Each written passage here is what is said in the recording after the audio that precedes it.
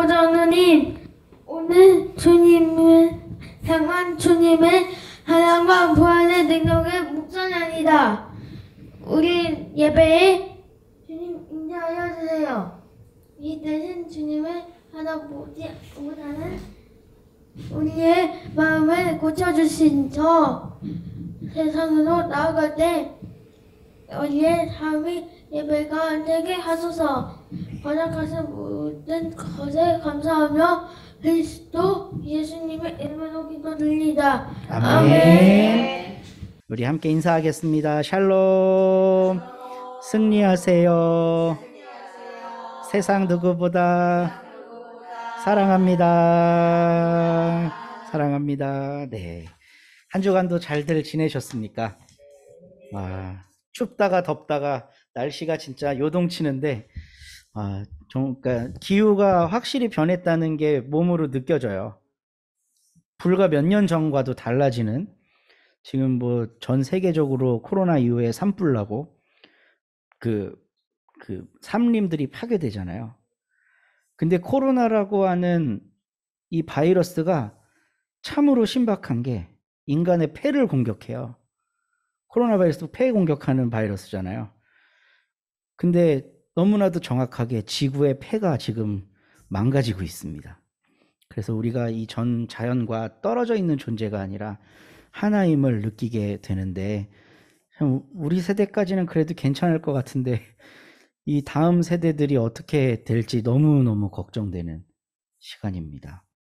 너무너무 걱정되는 한 다큐멘터리를 봤는데, 그 호주 쪽에 있는 거북이들이 수컷이 태어나질 않는다는 거예요. 몇 해째. 그러니까 이게 거북이는 알 속에서 자라고 있을 때 온도에 따라 성별이 정해진대요.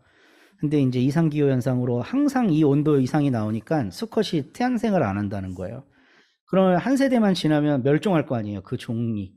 그러니까 이런 일들이 지금 우리 바로 가까이에서 계속해서 일어나고 있고, 이런 상황 속에 기도해야 할 기도 제목이 뭘지, 가슴을 치며 기도해야 할 기도가 뭘지 우리가 좀 같이 공감하고 나눌 수 있다면 참 좋겠습니다. 동주야, 지연아, 반 친구들 중에 보면 잘생기고 예쁘고 똑똑한 사람들도 있잖아요. 하진이는 벌써 한글을 마스터했잖아. 6살밖에 안 됐는데 ABCD도 마스터하고. 근데 영어 다 알고 근데 그런 친구가 늘 막 난 이런 것도 할 줄 안다, 난 저런 것도 할 줄 안다, 그러면 어떤 느낌이 들까요? 조금 속된 말이긴 하지만 속상할 것 같죠. 그래요. 속상할 것 같죠. 근데 오늘 성경 말씀에 그 속상할 것 같은 사람이 딱 등장을 해요. 바리새인이라고. 한번 따라해 볼까요? 바리새인. 네, 바리새인이라는 사람이 등장하는데, 하나님, 저는 헌금도 많이 했고요, 저는 착한 선행도 많이 했고요, 금식도 많이 했고요, 나쁜 짓도 하나도 안 했어요, 잘했죠? 하고 기도를 하는 거예요. 그런데 하나님이 그 기도를 들어주셨을까, 안 들어주셨을까? 안 들어주셨어. 근데 한 사람은 죄인이에요. 죄인. 문재인이 아니라 죄인. 죄인인데 하나님, 제가 잘못했어요 하고 기도를 하는 거예요. 그러면 하나님이 그 기도를 들어주실까, 안 들어주실까? 들어주세요. 들어주세요. 그래서 오늘 하나님 말씀에는 진심으로 하나님 앞에, 하나님 제가 잘못했어요 하는 사람의 기도를 들어주시고, 하나님 저 잘났죠? 헌금도 많이 하고요, 봉사활동도 많이 하고요, 이런 기도는 하나님이 안 들어주신다는 이야기예요. 우리 친구들도 이 말씀을 꼭 기억하고 하나님께 어떤 기도를 드리면 좋을지 생각하면서 자라났으면 좋겠어요. 진짜 요즘에 누가복음 본문을 우리가 계속 읽고 있는데 예수님이 정말 대단한 분이라는 생각이 들어요. 우리는 목회자나 뭐 신학자나 설교하는 사람들은 예수님이 하셨던 말들을 커멘터리 하는 사람이잖아요. 그러니까 일단 그 말이 있으면 이거를 이렇게 해설하는 사람이잖아요. 근데 이것도 어렵다고들 난리를 하는데 이런 이야기를 창조해낸 분인 거예요, 우리 예수님은. 너무 대단하다고 생각하고 적재적소에 어떻게 이런 말씀을 잘 하시는지, 오늘 본문 속으로 들어가기 전에 9절 말씀을 한번 보면요. 이 말씀을 듣는 대상이 누군지가 굉장히 중요해요. 스스로 의롭다고 확신하고 남을 멸시하는 몇몇 사람에게 예수님이 지금 비유로 말씀을 하신 거예요. 지난주 말씀을 한번 복기해 보면 불의한 재판관이 있고 과부가 있고, 그림을 생각해 보세요. 주위에 다양한 사람들이 있었죠. 주위에 다양한 사람들, 그 중에 꼭 이런 사람이 하나 있었을 거예요. 나는 아무 문제 없어, 나는 괜찮아, 나는 쓸만한 사람이야 라고 생각하는 사람이 그 재판장에 아마 있었을 거라고 생각해 보세요. 그런데 예수님이 지금 그 사람들을 꼬집어서 얘기를 하고 계신 거예요. 남을 멸시하고 나는 의롭다 라고 생각하는 사람에게 이 비유를 들려주신 거예요. 그래서 이제 말씀 후반부에 얘기를 하겠지만 이 비유의 주인공은 세리가 아닙니다. 세리처럼 기도하라는 것을 말하기 위해 예수님이 하신 말씀이 아니에요. 이렇게는 기도하지 말아라 라는 것을 말씀하시기 위해 예수님이 이 비유를 지금 말씀하신 거예요. 한 그림이 있는데요. 이것도 오래된 그림인데 저는 이 그림이 참 본문을 잘 표현했다고 느껴져요. 누가 바리새인일까요? 요 앞에 있는 사람이 바리새인이겠죠. 뒤에 있는 사람이 세리예요. 그러니까 바리새인을 좀 이렇게 앞에 배치한 게 좀 잘한 것 같아요. 그리고 이게 굽인지 의도한 건지는 모르겠지만 바리새인의 발을 한번 잘 보세요. 이 사람 발을 어떻게 하고 있나요? 발을 들고 있어. 뒤꿈치를 이렇게 떼고 있어요. 그러니까 이 화가가 참 이렇게 상상력이 뛰어나다. 조금이라도 하늘에 더 올라가려고 더 하나님께 가까이 가려고 자기 의를 드러내려고 이렇게 발을 이렇게 딱 들고 있는 모습이 너무 인상적이에요. 그리고 기도하는 모습도 근엄하고 의복도 잘 갖춰 입었고 너무 경건하게 기도를 하고 있죠. 근데 뒤에 있는 사람은 세리인 게 분명할 텐데 뭔가 부끄러워서 밖에 얼굴을 들지 못하는 이런 상황이 잘 묘사가 돼 있는 것 같아요. 이 비유를 예수님이 말씀을 하셨는데 세리가 성전에 기도하러 올라가는 모습을 보면 사람들이 뭐라고 생각했을까요? 저 위선자같이 행실은 거지 같은 게 기도는 하러 올라가네? 이러고 욕했겠죠. 그러니까 예수님의 비유는 사실 말이 안 돼요. 이 비유는 픽션이에요. 그냥 어떤 교훈을 주기 위해 하신 말씀이라는 거예요. 그러니까 말이 안 되는 거를 말씀하신 거예요. 세리는 이렇게 기도하러 가지 않아요. 근데 세리가 기도하러 갔다는 이야기를 하심으로써 청중들을 깜짝 놀라게 하시는 거죠. 그럴 수도 있겠구나 이렇게 생각 한번 하게 하시는 거예요. 그러면서 뭐에 우리가 더 주목하게 되느냐 하면 그러면 도대체 바리새인들은 어떻게 기도하는데에 더 주목하게 되는 거예요. 그래서 이 이야기의 핵심은 바리새인의 기도를 잘 살펴봐야 알 수가 있게 되는 거죠. 10절 말씀 보면 두 사람이 기도하러 성전에 올라갔대요. 말이 안 되는 걸 시작하는 거예요. 한 사람은 바리새파 사람이고 다른 한 사람은 세리였대요. 근데 바리새파 사람이 혼잣말로 이렇게 기도했대요. 하나님 감사합니다. 나는 남의 것을 빼앗는 자나 불의한 자나 간음하는 자와 같은 다른 사람들 같지 않으며 여기까지는 좋아요. 죄 안 짓고 산다는데 얼마나 좋아요. 그리고 12절 나는 아까 세리와도 같지 않고 나는 그러니까 일주일에 2번씩 금식하고 내 모든 소득의 11조를 바칩니다. 이 사람들은 그러니까 바리새인들은 종교 지도자였을까요? 평신도였을까요? 평신도예요. 네, 바리새인은 종교 지도자 아니에요. 바리새인은 제사장도 아니고 서기관도 아니에요.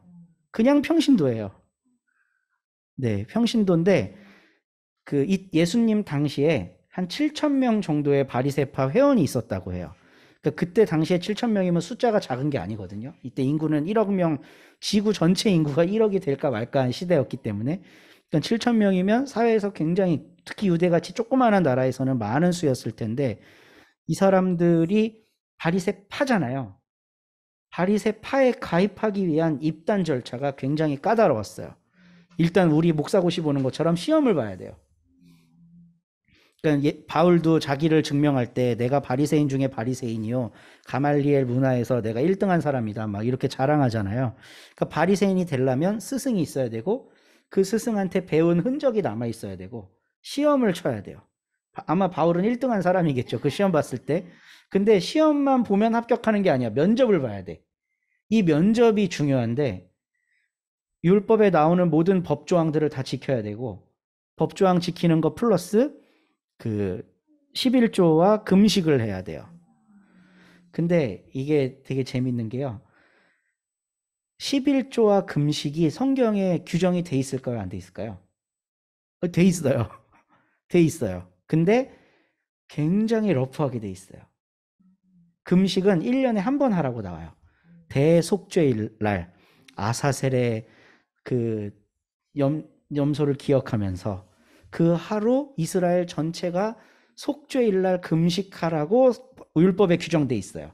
그러면 금식은 1년에 몇 번 하면 돼요? 한 번, 하루 하면 되는 거예요, 율법상. 그리고 11조 같은 경우는 모든 물건에 대해서 다 하는 게 아니라 하나님이 지정한 몇 가지 곡물에 대해서 11조를 하게 돼 있어요. 근데 바리새인들은 지금 금식을 어떻게 해요? 일주일에 2번, 월요일하고 목요일 날 해요.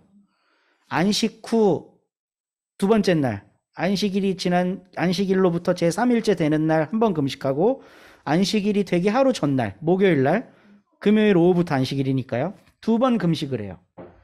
그리고 이게 무슨 뜻이냐면 율법에 규정된 것보다 더 과하게 해야 바리새인을 시켜준다는 거예요. 이해가 되시죠? 그러니까 바리새인은 아무나 되는 게 아니라 율법이 뭐 한 요 정도 선을 하라 그러면 이거를 초과해서 해야만 그 신실함을 인정해 준다는 거예요. 그리고 이제 손을 씻을 때 그 손 씻고 밥 먹으라는 율법의 규정이 있잖아요. 그럼 손을 어떻게 씻으면 돼요? 물을 이렇게 쪼르르 따라갖고 이렇게 씻으면 되죠. 근데 바리새인들은 손 씻는 습관도 달랐어요. 팔꿈치까지 씻어요. 그러니까 너희들은 요만큼만 정결하면 된다고 생각하지만 내가 그러다가 여기 손목 요 금 안 넘어서 씻으면 어떻게 할 거야? 그러니까 아예 흠뻑 여기까지 씻는 거예요. 그러니까 율법의 조항들을 초과해서 해야 하는 게 바리새인의 입단 조건이었어요. 그러니까 그렇게까지 막 초과해서 하는 11조를 바리새인들은 어디까지 했냐면, 원래는 몇 가지 곡물과 짐승에 대해서만 하면 되잖아요. 그럼 다른 거는 11조 하지 말라는 거거든요. 근데 바리새인은 자기가 시장에서 산 물건에 11조도 했어요. 왜게? 판 사람이 11조 안 했을까 봐. 이 물건을 판매한 사람이 11조를 안 했을까 봐. 그럼 이 물건이 부정해지잖아. 그러니까 내가 샀어도 이 11조를 구별해서 하나님한테 드리는 거예요. 그러니까 초과 달성. 네.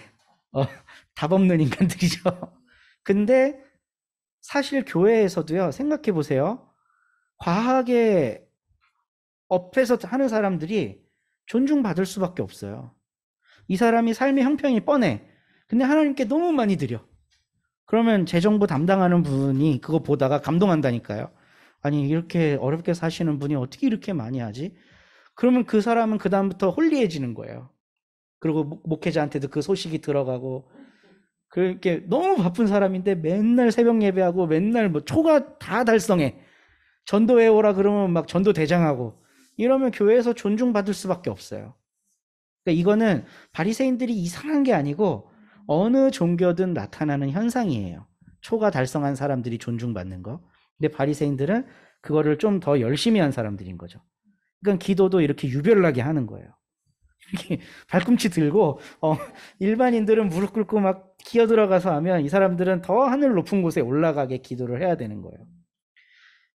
이 그림은 제가 볼 때 좀 잘못 그린 그림이에요. 이건 이제 오래된 작품은 아닌 것 같은데요. 이 그림을 딱 보면 주인공이 세리인 게 티가 딱 나죠. 정가운데 세리가 딱 있잖아요. 그래서 이 그림, 요 할아버지가 세리야. 이 그림을 보면 세리가 한 기도 세리를 예수님이 칭찬하셨다라고 이 본문을 오독하게 돼요.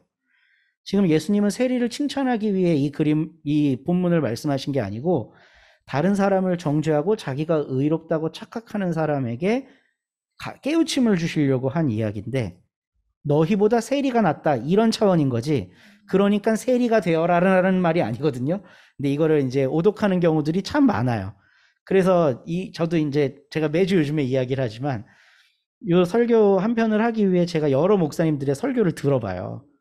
너무 그러니까 대부분이 세리처럼 가슴을 치며 하는 기도를 하나님이 들으신다라는 식으로 연결을 해요. 거의 10중 한 8, 9 정도는. 왜냐하면 지난 본문이 교회력대로 설교라면 바로 과부의 그 간청이잖아요. 그러니까 이렇게 기도해야 된다라는 주제가 거기 나오기 때문에 이거랑 바로 다음 구절이라서 연결지어서 기도는 이렇게 하는 거구나라고 이 본문을 해석하는 거예요. 근데 이제 다른 복음서랑 그래서 비교해 볼 필요가 있는데 다른 복음서는 이 두 이야기가 평행선에 나오지 않아요. 누가만 이렇게 평행선에 나오도록 작품을 만든 거예요. 그러니까 누가는 어떤 의도성이 있어서 이거를 병렬시켜 놓은 거겠죠. 이 본문을.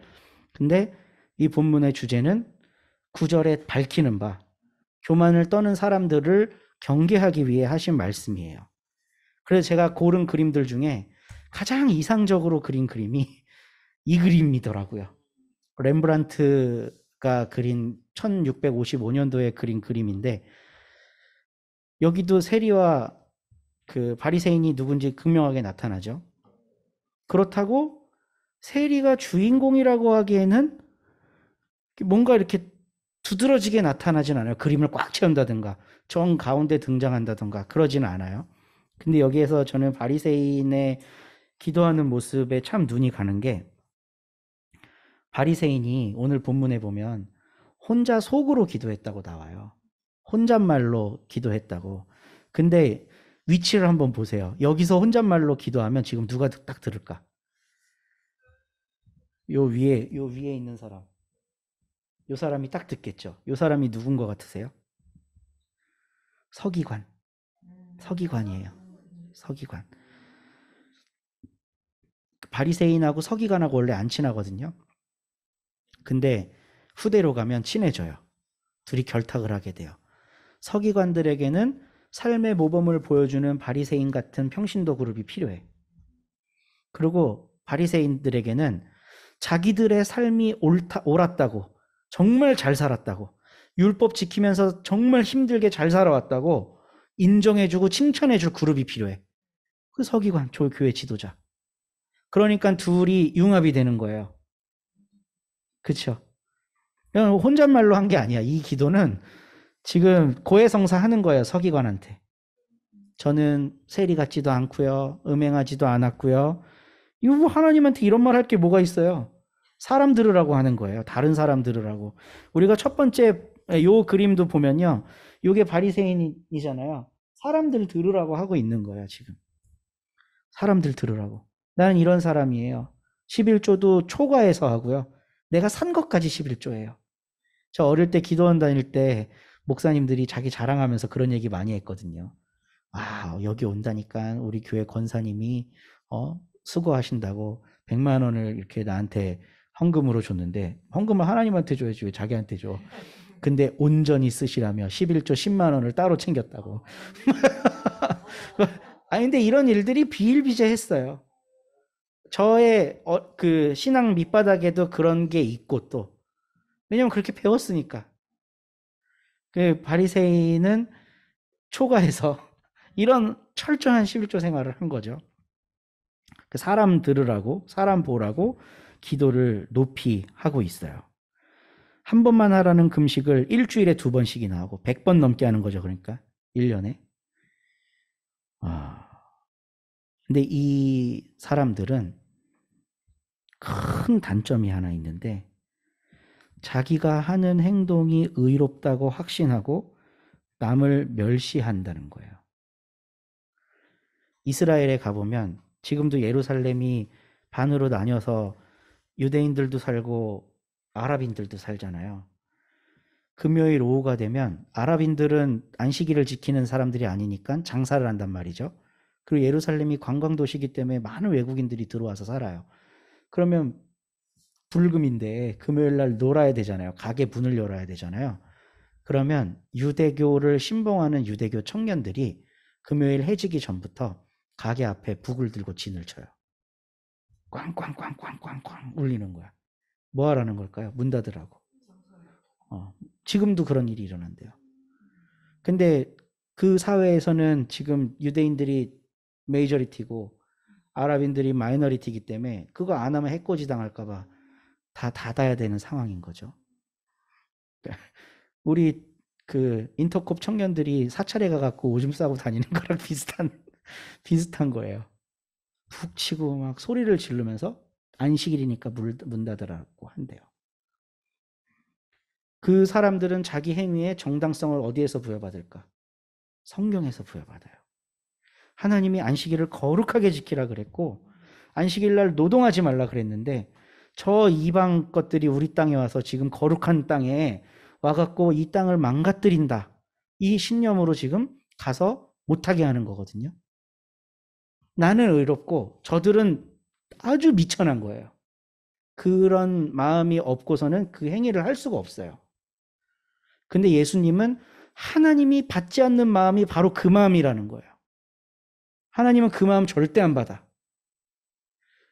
너가 죄인이라는 거를 인정하지 않고 아무리 그러니까 바울이 그러니까 정말 위대한 사람인 게 모든 사람이 죄인이라고 말하잖아요. 의인은 없으니 단 한 사람도 없다. 엄청난 복음을 우리들에게 남겨준 거죠. 근데 종교적으로 우월감이 있는 사람들은 저것들이 죄인이라고만 말하는 거예요. 예수님 시대에 그런 일들이 너무 많았고 바리새인이 7천 명이었으면 유대에 사는 사람들이 어떤 삶을 살았을까? 맨날 죄 지어갖고 고개 푹 숙이고 사는 거예요. 뭔 그런 큰 잘못을 했다고. 세리 같은 사람은 회당에 얼쩡거리지도 못하는 거죠. 오면 사람들이 바로 이 눈빛으로 사람을 죽일 텐데. 근데 그 눈빛을 뚫고 온갖 수모를 겪으며 올라오는 세리 같은 사람의 기도는 하나님이 들으신다는 거예요. 그러니까 예수님의 이야기는 정말 이게 전곡을 콱 찌르는데 바리새인들 모아놓고 얘들아 하나님이 바리새인의 기도는 안 듣고 세리의 기도만 듣는데 이 얘기를 지금 하고 있는 거거든요. 말도 안 되는 건데 이 사람의 폐부를 찌르는 거죠. 바리새인들을 모아놓고 예수님이 하신 비유의 말씀 중에 아주 유명한 게 그 사마리아인의 비유예요. 선한 사마리아인의 비유. 선한 사마리아인이 어떤 의로운 행동을 했기 때문에 우리도 보고 배워야 된다. 이런 의미로 대부분 생각을 하고 있는데 이 이야기의 핵심은 듣고 있는 바리새인들한테 하신 예수님의 질문이에요. 누가 강도 만난 자의 이웃이냐? 이렇게 물어봐요, 예수님이. 그러니까 유대 이 꼴통들이 사마리아 사람입니다. 이렇게 말을 못해. 자비를 베푼 자니입니다. 이렇게 얘기를 해요. 그러니까 결국은 그 사람들의 입으로 사마리아 사람이 이웃이라고 실토한 거거든요. 그러니까 그렇게 말하도록 예수님은 유도를 하는 거예요. 지금도 예수님은 하나님께서 들으시는 기도는 바리새인의 기도가 아니라 세리의 기도다라고 말씀하시면서 바리새인에게 충격을 주고 있어요. 너희들은 죄인인 거를 지금 인정 안 하고 교만을 떨고 있는데 그렇게 살면 안 돼. 이를 말씀하고 계시고 있다는 거죠. 오늘 이 본문을 통해 우리들의 삶과 이게 사실 목사에게서 가장 두드러지게 나타나는 현상인데 그러니까 기성교회, 주류에 속한 교회의 목회자들이 이렇게 뭐 일탈하고 탈선할 수 있는 가능성이 사실 많지 않아요.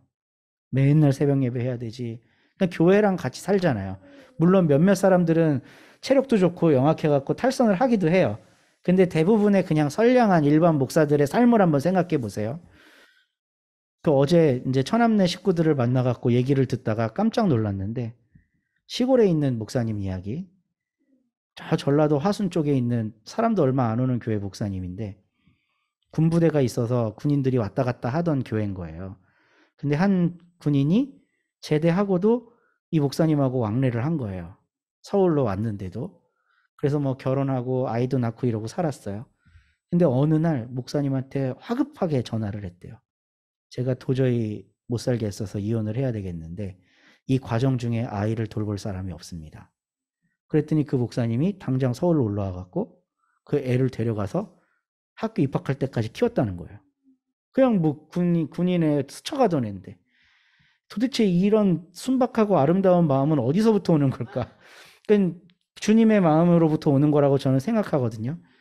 그러니까 대부분의 목회자들이 그냥 그런 일들이 생길 때 나쁜 사람들 말고 선량하고 착한 대부분의 사람들이 탈선도 안 하고 매일같이 예배하고 기도하고 좋은 일이라고 하면 선뜻 참여하고 이러면서 살아요.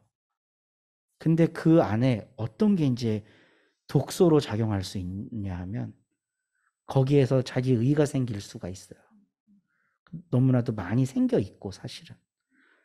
착하고 순박하고 너무 아름다운 삶을 살지만 어떤 특정 집단들을 향해서는 너무 맹렬히 공격하거든요. 그렇게 착한 사람이. 뭐 우리 한국 사회 안에서는 반공이 큰 이데올로기여서 그러니까 적대시해야 되는 이데올로기여서 뭐 공산당 소리만 나오면 막 경기를 하잖아요. 그 공산당이면 지옥 가나? 만약에 공산당을 세리라고 해놓고 목사를 바리새인이라고 한다면 예수님이 어떻게 비유의 말씀을 들려주셨을까? 공산당이 가슴을 치며 회개할 때 듣지 너희 목사들이 회개한다, 그러니까 자기 의를 드러내는 기도할 때 안 듣는다. 이러면 교회 지도자들이 멘붕에 빠지지 않을까요? 그러니까 오늘날 우리 상황에 계속해서 이 말씀을 다시 대입해보고 재해석하고 해야 할 필요가 있다는 거예요. 목사뿐만 아니라 우리 모두가. 우리에겐 자기 의가 있을 수밖에 없거든요. 근데 주님께서 하신 말씀에 비추어서 항상 내가 또 이랬네 하고 다시 돌아오고 그 돌아오는 과정이 회개예요. 회개는 이제 그리스어로 메타노이어라고 하는데 생각을 바꾸다라는 뜻이에요. 메타는 바꾸다고 노이어는 생각이거든요. 그러니까 아이고 잘못했어요. 이게 회개가 아니고 이렇게 사는 게 옳다고 내가 생각했었는데 이게 아니었구나라고 생각을 바꾸는 게 회개인 거예요. 그래서 마가복음 1장에 보면 예수님이 나오자마자 등장하는 소리가 때가 찼고 하나님 나라가 가까이 왔으니 회개하고 복음을 믿어라. 회개하고 복음을 믿어라. 하나님 나라가 왔으니까 이제 네 방식대로 살지 말고 새로운 방식대로 생각을 고쳐먹고 살아봐라 이건 거예요. 그러니까 오늘 우리에게 주신 이 말씀을 우리가 기억하면서 내가 바리새인일 때가 있었겠구나. 그때 하나님은 내 기도를 어떻게 들으셨을까? 한번 고민하면서 성령 강림절 후 23번째 주간을 잘 보내는 우리 모두가 되기를 바라봅니다. 우리 함께 이 말씀 따라 사는 동안 지치지 않게 해달라고 함께 찬양하겠습니다.